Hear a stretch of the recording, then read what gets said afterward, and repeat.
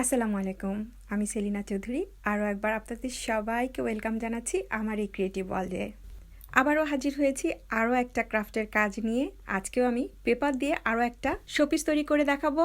তবে এই শোপিসটা তৈরি করতে করতে আমি আপনাদেরকে বিভিন্ন ধরনের শেপের আইডিয়া দিব। তবে আমি ফাইনালি এই শেপটাই দিয়েছি আর এটাতেই ডিসপ্লে করেছি এবং সেটাই আপনাদের সাথে শেয়ার করলাম। আর যারা আমাকে এই পেপার পাইপগুলো বানিয়ে দেখানোর জন্য রিকোয়েস্ট করেছেন তারা চাইলে আজকের ভিডিওটি ভালো করে দেখে নেবেন। আমি এই ভিডিওতে চেষ্টা করেছি আমার সাধ্যমতো জিনিসটা আপনাদের সাথে ক্লিয়ার করার। প্রথমে আমি আপনাদেরকে দেখিয়ে দিচ্ছি যে কোনো সাইজের পেপার আপনারা নিতে পারেন, তারপরে 3 থেকে 4 ইঞ্চি চড়া করে আপনারা ঠিক এভাবেই চিকন চিকন করে কেটে নিতে পারেন। তবে পেপারের লম্বা কতটুকু হবে সেটা কিন্তু নির্দিষ্ট করে বলা যাচ্ছে না। তবে আমার কাছে যে পেপারগুলো আছে এগুলো দিয়ে 21 থেকে 22 ইঞ্চি লম্বা এই ধরনের পাইপ হয়।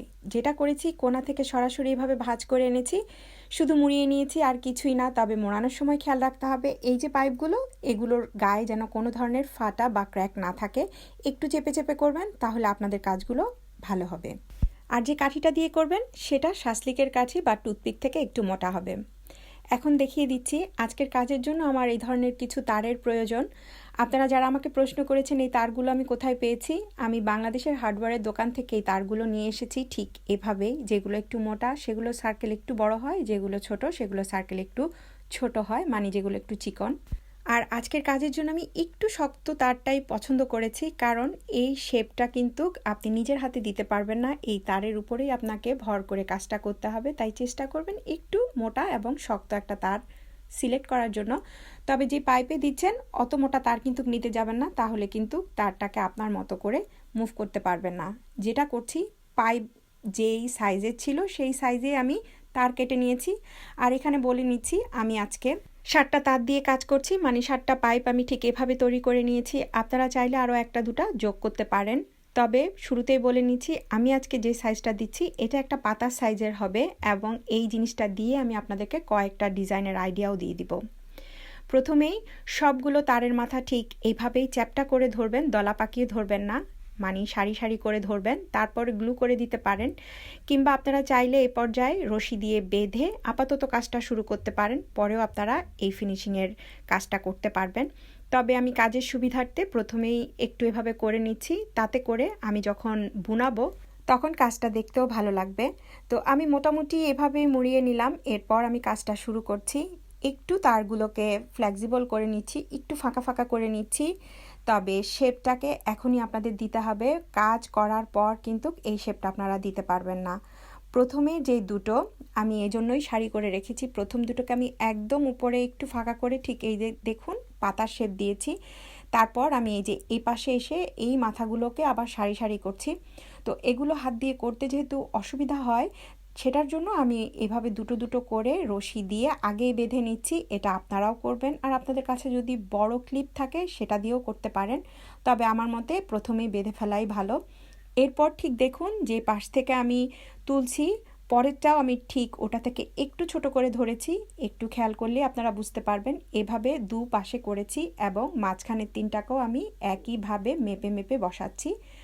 তবে এটা যেহেতু পাতার শেপ, আমি পাতার শেপটা ঠিক রেখেছি, কিন্তু মাঝখানের যেগুলো এগুলো একটু ডাবিয়ে ডাবিয়ে এটাকে মোটামুটি একটু বাটির মতো করে মাঝখানে হোল করে নিয়েছি, দেখলেই বুঝতে পারবেন।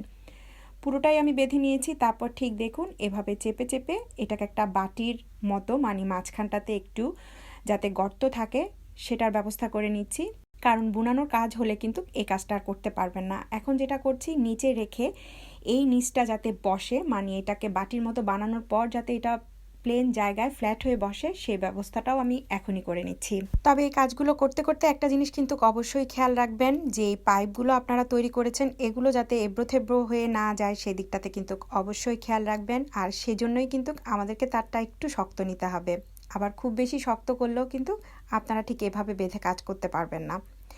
যাই হোক, আমি এখানে আপনাদেরকে দুটো বুনানি দেখিয়ে দিচ্ছি আজকে।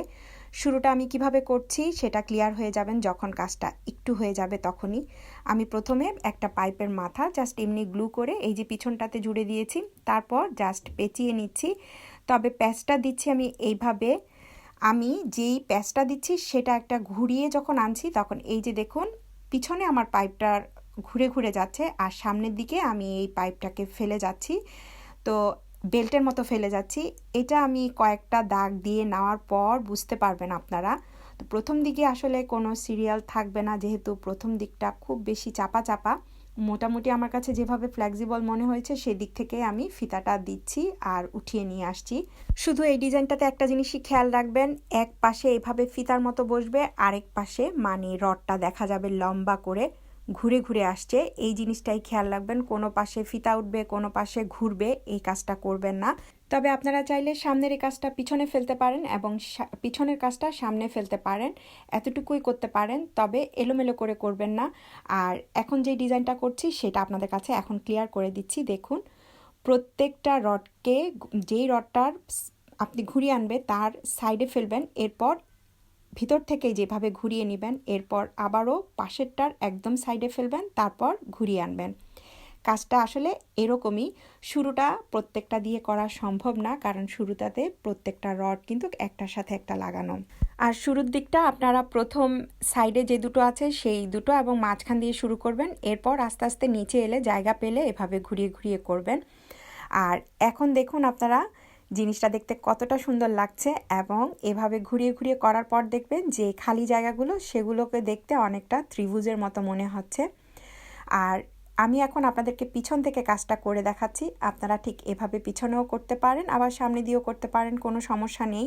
তবে যেটা বলেছি, শুধু এই ঘোরানোর জিনিসটা আপনারা ঠিক রাখবেন, তাহলে দেখবেন এটা কতটা সুন্দর লাগে। সামনে থেকে দেখুন, এটাকে মনে হচ্ছে যে এখানে বেনি করে রাখা হয়েছে। তবে আপনারা যদি এলোমেলো করে করেন তাহলে কিন্তু দেখতে এতটা ভালো লাগবে না। এখন যে কাজটা করেছি, আপনারা চাইলে এটা অনেক বড় আকৃতির করে তৈরি করতে পারেন, তারপর এটার সাথে একটা বোতল সেট করে তার মধ্যে মানি প্লান্ট রেখে কিন্তু আপনারা এটার গায়ে খুব সুন্দর করে জড়িয়ে ওয়ালে সেট করে দিতে পারবেন, সেটাও কিন্তু দেখতে চমৎকার লাগবে। ইনশাল্লাহ সাথেই থাকুন, এরকম আরও অনেক ভিডিও নিয়ে আমি আপনাদের সামনে খুব শীঘ্রই হাজির হব।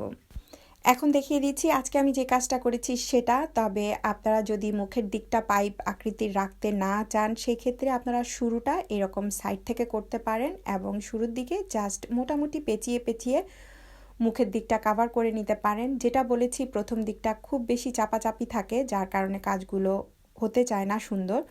তো যেটা করছি দেখুন, জাস্ট জড়িয়ে জড়িয়ে আমি পাইপগুলোকে কাভার করছি। তবে যেটা করছি সবগুলোকে কাভার করছি না, আমি প্রথম দুটো এবং মাঝখানেরটা দিয়ে কাজ করছি, আর প্রত্যেকবারই স্টিককে মাঝখানে একটু ঘুরিয়ে নিচ্ছি। এরপর আপনারা চাইলে এভাবেই পুরোটা করে নিতে পারেন। আর মেইন ডিজাইনটা আমি ঠিক এই জিনিসটার মাঝখানে যখন আসবে তখন আপনাদের কাছে ক্লিয়ার করে দিব, কারণ শুরুর দিকটা আসলেই ক্লিয়ার করা ঝামেলা। যাই হোক, আজকে আমি যে কাজটা করেছি সেটা কিন্তু এভাবে পাইপটা প্রায় 2.5 ইঞ্চির মতো খালি রেখে করছি। যেটা করেছি দেখুন, পাইপটাকে ভাঁজ করে ধরেছি, এভাবে দেখুন পাশেরটা থেকে নিয়ে আসছি, আর যেটা এনেছি সেটা নিচে ফেলে উপরেরটা আবারও একটা জড়িয়ে, এই যে দেখুন আবারও জড়িয়ে পাশেরটার থেকে নিয়ে আসছি, আবার প্রথমটাকে নিচে চেপে ধরে পাশেরটা আবারও এটার উপর দিয়ে নিয়ে আসছি। ঠিক এভাবে কাজটা করেছি এবং পরে এসে এই যে দেখুন ওটাকে টেনে আমি এখানে একটা রাউন্ড শেপ দিয়ে দিয়েছি। বাস এ পর্যন্তই। এরপর কিন্তু আপনারা একইভাবে একের পর এক লাইন দিয়ে যাবেন। আর এখানেও শুধু একটা জিনিসই খেয়াল রাখবেন আপনারা, এই মোড়ানোগুলো যাতে একই দিক থেকে হয়, মানে একবার নিচেরটা উপরে আনবে উপরেরটা নিচে যাবে, এই কাজগুলো করবেন না, তাহলে ফিনিশিং লুকটা ভালো আসে না। এখন বলছি, যে আপুরা আমাকে ছবি পাঠিয়েছেন যে আপু আমাদের পাইপগুলো ফেটে যাচ্ছে কেন, বা দিয়েছেন যে আপু আমাদের ফিনিশিং লুকটা কেন ভালো আসেনি, যেটা আমি দেখেছি সবার ক্ষেত্রে একটাই ভুল হচ্ছে, পাইপগুলো বানানো, মানে পাইপগুলো আপনারা কেউ লুজ করে বানিয়েছেন, কেউ দেখা গিয়েছে পাইপের মাথা চিকন গোড়ার দিকটা মোটা। তো এটা করতে যাবেন না, অনেক কষ্টের কাজ। যেটা আমি বলবো, পাইপগুলো আপনারা প্রথমে কয়েকবার বানাবেন, ইনশাল্লাহ অবশ্যই হয়ে যাবে। পাইপ বানানোর ক্ষেত্রে কিন্তু কোনো ধরনের আসলে কষ্ট নেই, সেটা শুধু আপনাদেরকে চেষ্টা করতে হবে। পাইপগুলো বানানো হলে কিন্তু আপনাদের কাজগুলো সুন্দর হবে। আর রঙের কথা যারা বলেছেন তাদেরকে আজকের ভিডিওতে আমি কিছু আইডিয়া দিয়ে দিব, আশা করছি আপনাদের উপকারে আসবে। এখন আমি আপনাদেরকে এই কাজটা আরেকটু ভালো করে দেখিয়ে দিচ্ছি। আর এই যে সাইডের জায়গাটার হয়তো অনেকের প্রশ্ন থাকবে যে আপু কিভাবে করেছেন। এই যে যেটা দিয়ে আপনি শেষ করেছেন সেটা মুড়িয়ে ভিতর থেকে নিয়ে আসবেন, আর উপরেরটা ঠিক এভাবে ক্রস করে ধরে যেটা ভিতর থেকে ঘুরিয়ে এনেছেন সেটা দিয়ে চেপে ধরবেন, তারপর ঠিক এভাবেই ঘুরিয়ে ঘুরিয়ে করবেন। আসলে এই কাজগুলো কঠিন কিছু না, যেটা বলছি প্র্যাকটিস করতে থাকেন, ইনশাল্লাহ আপনাদের কাজগুলো ভালো হবে। আর যারা এই কাজটা পারবেন না বাট শেপটা পছন্দ করেছেন, তাদের জন্য সহজ একটা বুদ্ধি হচ্ছে, দুটো স্টিক দিয়ে আমি কাজ করেছি, সেটা আপনারা একটা করে করবেন। সে একটাকে শুয়ের মতো, মানে একটা স্টিকের উপরে একটা স্টিকের নিচে করে করে বুনিয়েও আপনারা সেম ডিজাইনটাই করতে পারবেন। সেই ক্ষেত্রে আপনাদের বুনানোর ডিজাইনটা শুধু একটু ডিফারেন্ট হয়ে যাবে। বুনানো হয়ে গেলে কিন্তু জিনিসগুলো শক্ত হয়ে যাবে আর খুলে আসার ভয় নাই। এখন রশিগুলো খুলে ফেলতে পারেন। এরপর আমি যেটা করছি, প্রত্যেকটা স্টিককে আবারও খুব সুন্দর করে সারি সারি করে বসিয়ে নিচ্ছি, কারণ এটাই হচ্ছে আমাদের ফিনিশিং টাচ। তো ফিনিশিংটা যদি ভালো না হয় তাহলে কিন্তু পুরোটা কষ্টই মাটি হয়ে যাবে। আমি আবারও সেম রশিটা দিয়েই এটাকে ফ্ল্যাট করে প্রথমে বেঁধে নিয়েছি, তারপর এটার উপরে খুব সুন্দর করে আরও একটা পাইপ জড়িয়ে নিচ্ছি। তবে সরাসরি পাইপটা জড়াতে যাবেন না, তাহলে কিন্তু এই যে রোলগুলো মানে কাঠিগুলো সেগুলো নড়ে চড়ে যাবে, তাই আগে একটু বেঁধে নেবেন। এরপর আমি এটাকে এক্সটেনশন করছি আবারও একটু তার ঢুকিয়ে। তো আপনারা আসলে এই অংশটা বাদ দিতে পারেন, আপনারা এটাকে শুধু পাতার মতো রাখতে পারেন। মানে এটাকে যদি পাতার ডাঁটি বানান, সেক্ষেত্রে ডাঁটিটাকে গোল করে ছোট করে রাখবেন। আমি এটাকে একটু লম্বা করে করছি, আপনারা হয়তো দেখেছেন একটু কার্ভ দিয়ে রেখেছি, তবে এটারও একটা উদ্দেশ্য আছে, ইনশাল্লাহ নেক্সট কোনো একটা ভিডিওতে সেটাও আমি আপনাদের সাথে শেয়ার করব। যাই হোক, আমি ওভাবে ওটাকে লাগিয়ে মানে আরও একটু বাড়তি রড লাগিয়ে তার উপরে আমি ফয়েল পেঁচিয়ে এর উপরে হচ্ছে আমি পাইপ জড়িয়ে ঠিক এভাবে শেপ দিয়ে নিয়েছি। আপনারা যারা হাঁস পছন্দ করেন, এই পর্যায়ে কিন্তু এটাকে মুখের দিকে একটু মোটা করে হাঁসের মুখও বানিয়ে নিতে পারেন, কারণ এটা কিন্তু দেখতে হাঁসের মতো। তো যারা পাতা বানাবেন তারা ঠিক দেখুন, ওই পাশের লম্বাটা বাদ দিলেই কিন্তু এটা পাতার মতো হয়ে যাবে এবং এটাকে একটু ফ্ল্যাট রাখতে পারেন। আর আমি যেহেতু একটু ঝুড়ির মতো করে করছি, কারণ এটাতে আমার গাছ সেট করার ইচ্ছা আছে। তো আপনারা কিন্তু এটাকে পাতার মতো একটু লম্বাটে তৈরি করেও কিন্তু ছোট ছোট পটের মধ্যে ছোট ছোট সাকুল্যান্ট দিয়েও আপনারা ডিসপ্লে করতে পারেন। যেই আইডিয়াগুলো কিন্তু আমি আগের ভিডিওতে অনেকভাবেই দেখিয়েছি। আর শুরুতে আমি বলেছি যে একই ভিডিওতে আমি কয়েকটা আইডিয়া দিব, আশা করছি আপনারা আইডিয়াগুলো এখান থেকে নিতে পেরেছেন। তো যাই হোক, এখন আমি আমার মতো করে সেই শেপটাই দিয়ে নিলাম। আমি এই ঘাটটা একটু পেঁচি একটু কার্ভ করে নিয়েছি। আর যেটা বলেছি, আপনারা চাইলে এটার কিন্তু দুপাশে আরেকটু মানে এই পাতাটার আরেকটু উঠাতে পারেন, তবে আমি আমার পছন্দ মতো আজকে এই শেপটাই রেখেছি। আর আপনারা যদি আরেকটু ডিপ করতে চান, সেক্ষেত্রে দুপাশেই কিন্তু আপনাদেরকে স্টিক সমান সমান করেই বাড়াতে হবে, মানে দুপাশে একটা একটাও দিতে পারেন, দুপাশে দুটো দুটো করেও দিতে পারেন। রঙের ব্যাপারটাতে অনেকে ক্লিয়ার হতে চেয়েছেন যে আপু রঙটা কিভাবে দিব বলো, বুঝি না। তো তাদের জন্য আজকের ভিডিওতে একটু দেখিয়ে দিচ্ছি।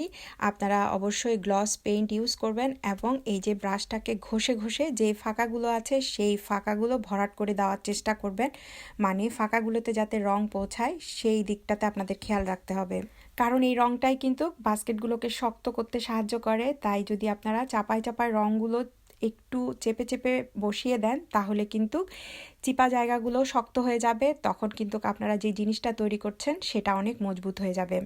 অনেকে বলেছেন অ্যাক্রিলিক পেইন্ট ইউজ করা যাবে কি না। অ্যাক্রিলিক পেইন্ট যদি ইউজ করেন, সেক্ষেত্রে অবশ্যই আপনাদেরকে এটা ওয়াটারপ্রুফ করতে বার্নিশটা স্প্রে করতে হবে। তাই আমার মতে একবারই আপনারা গ্লস পেইন্টটা ইউজ করবেন, তাহলে আর বাড়তি কোনো ঝামেলাই পোহাতে হবে না। আপাতত আমি এভাবেই সেট করেছি, জাস্ট আপনাদের সাথে আইডিয়াটা শেয়ার করার জন্য।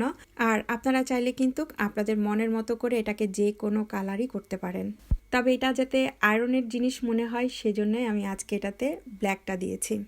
তো এই ছিল আপনাদের জন্য আমার আজকের টিউটোরিয়াল। আশা করছি বরাবরের মতো এই টিউটোরিয়ালটাও ভালো লাগবে। ভালো লাগলে অবশ্যই একটা লাইক দিবেন, কমেন্টস করে আপনাদের মতামত জানাবেন। আল্লাহ হাফেজ।